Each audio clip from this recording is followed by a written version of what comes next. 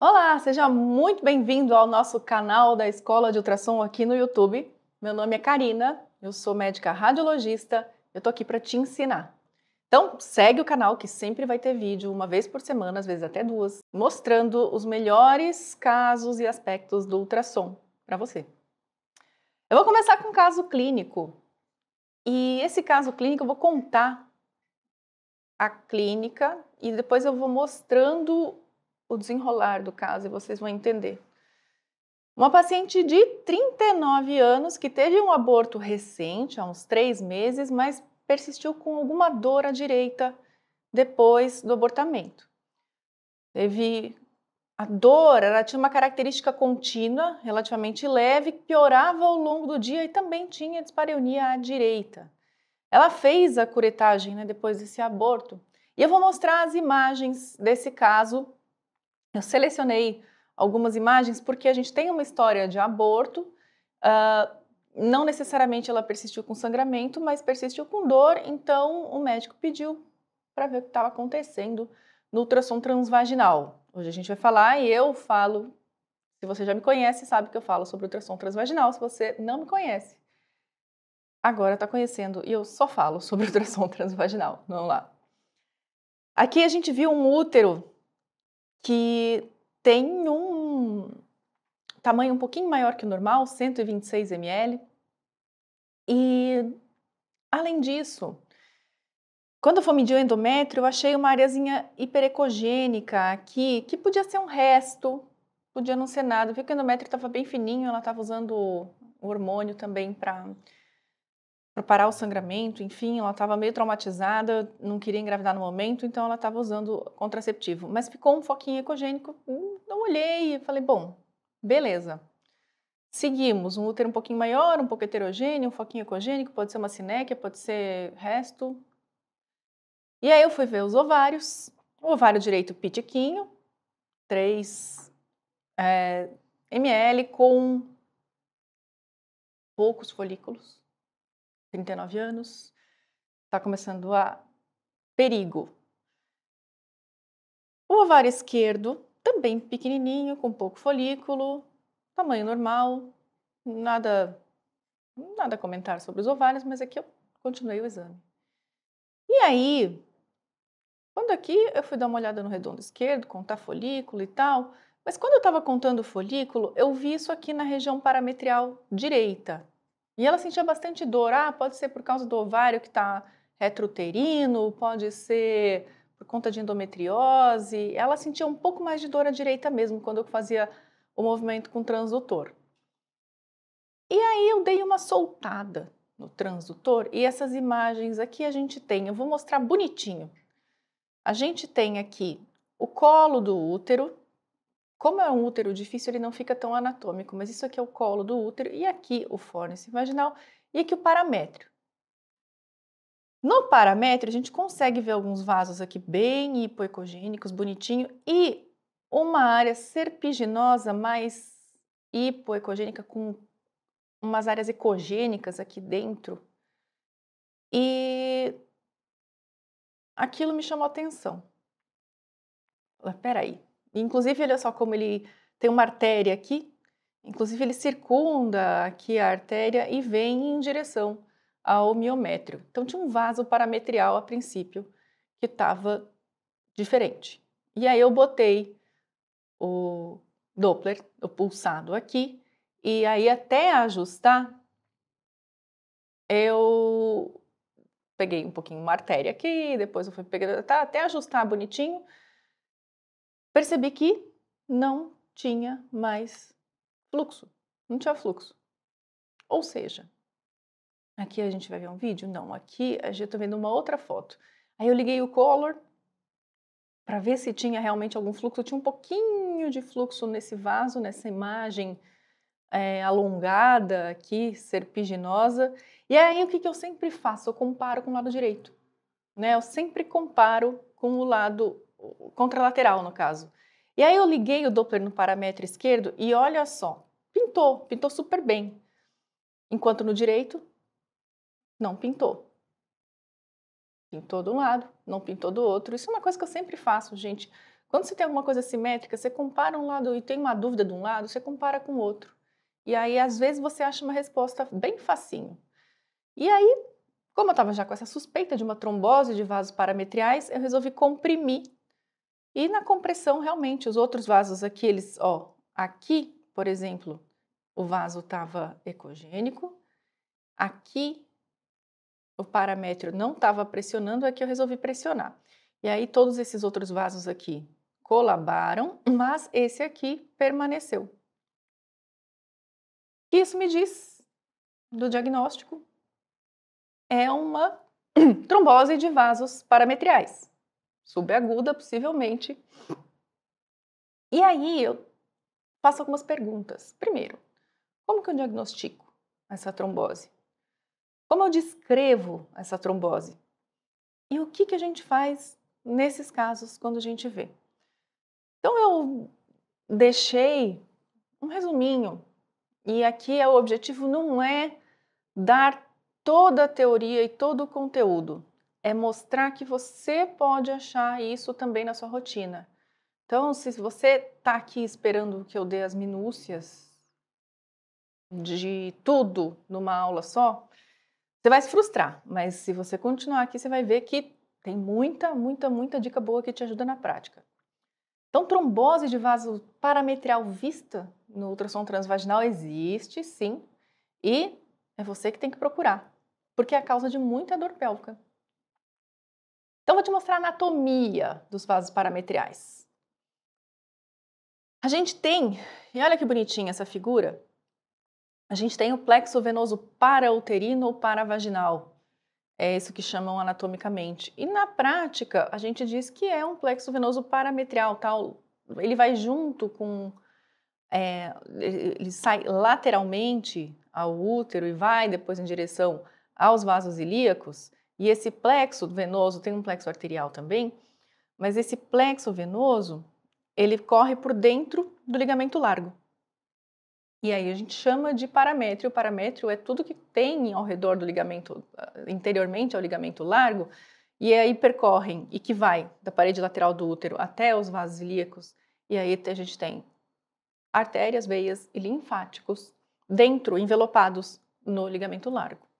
Então esses vasos aqui, eles vão sair tanto lateralmente ao colo quanto lateralmente ao útero, e eles vão em direção às veias inguinais, aos vasos inguinais. Então, a gente tem, às vezes, esses vasos um pouquinho mais dilatados, esses vasos às vezes não aparecem, às vezes eles estão assimétricos, e a gente vai ver alguns casinhos aqui. Eu tenho que falar dessa entidade chamada trombose de veia ovariana, que acontece até 10 dias no pós-parto. A paciente normalmente relata dor na fossa ilíaca e febre, e no exame dá uma massa palpável dolorosa na fossa ilíaca direita. Eu deixei isso frisado porque não é esse o diagnóstico. Não é trombose da veia gonadal, da veia ovariana que vem lá, que vai drenar lá para a veia renal. Essa é uma outra entidade que acontece até 10 dias pós-parto por conta da hipercoagulabilidade da gestação. E a apresentação é um pouco diferente. Você vê que essa trombose da veia ovariana, das veias parametriais, são vasos mais baixos, não necessariamente envolve a veia gonadal, e é um quadro mais arrastado, mais crônico, porque o vaso acaba recanalizando e aí você continua com a drenagem, ok, mas dá sintoma. Então eu queria mostrar esse artigo, achei super interessante e eu sempre vou mostrar um artigo, eu vou dar alguma referência de alguma revista de confiança. Eu estou sempre aqui falando bem, fazendo uma ciência responsável. Tá? Tudo que tem aqui na escola de ultrassom é feito de uma forma muito responsável, não é para ser sensacionalista, não é para gente... como é que eu vou dizer para vocês? Não é para chamar atenção. Não é para chamar atenção de uma forma irresponsável. É sempre pensando em como você pode melhorar a sua conduta no seu local, no seu local de trabalho, seja no interior, seja na capital. Aqui a gente está para ajudar. Então, eu sempre vou trazer uma curadoria de artigo muito bem feita, porque faz parte da minha formação, inclusive. Então, a gente tem esse artigo da ISUOG, que é uma revista muito boa, e fala sobre o diagnóstico de trombose de veia uterina no ultrassom transvaginal. E o artigo diz o seguinte, ele define isso como uma ou mais lesões intraluminais obstruindo total ou parcialmente o vaso. Pode acontecer em gestantes ou em não gestantes e vai dar sintoma inespecífico. E é difícil. Uma coisa que você tem que ter em mente, se você é um bom ultrassonografista, nunca vai chegar um pedido para você dizendo assim, suspeito de trombose de vasos pélvicos ou parametriais. Isso nunca vai chegar para você. Não há clínico no mundo que vá pegar e botar isso como primeira hipótese diagnóstica. É muito difícil um ginecologista fazer isso como primeira hipótese diagnóstica. Inclusive, se tem alguma dor pélvica ou algum sintoma inespecífico, ele vai pedir assim, dor pélvica, eu quero ver o que você acha aí. Então infelizmente ou felizmente, porque se você quer ser um ótimo ultrassonografista, é você que vai ter que pensar nisso, você que vai ter que ir atrás. Como? Conversando com a paciente. E aí a gente tem uma definição um pouco melhor, uma descrição melhor do Guerriero, que é um dos papas da ultrassonografia transvaginal. O Guerriero, ele é um italiano, e ele fala que a gente descreve como veias pélvicas dilatadas contendo estruturas redondas ecogênicas dentro da luz do vaso, que alongam quando você alonga o vaso. Mais ou menos aquilo que eu mostrei no caso. Ao Doppler, Karina, botei a foto do moço Doppler aqui, ó. O Doppler vai te ajudar a diferenciar de coisas que estão ali na região parametrial e que podem ser alongadas, porém, não vão ser necessariamente trombose. Então, vai te ajudar a diferenciar de hidrossalpinge ou de hematossalpinge, por exemplo. Eu, Karina, não gosto dessa frase. Por que eu não gosto dessa frase? Porque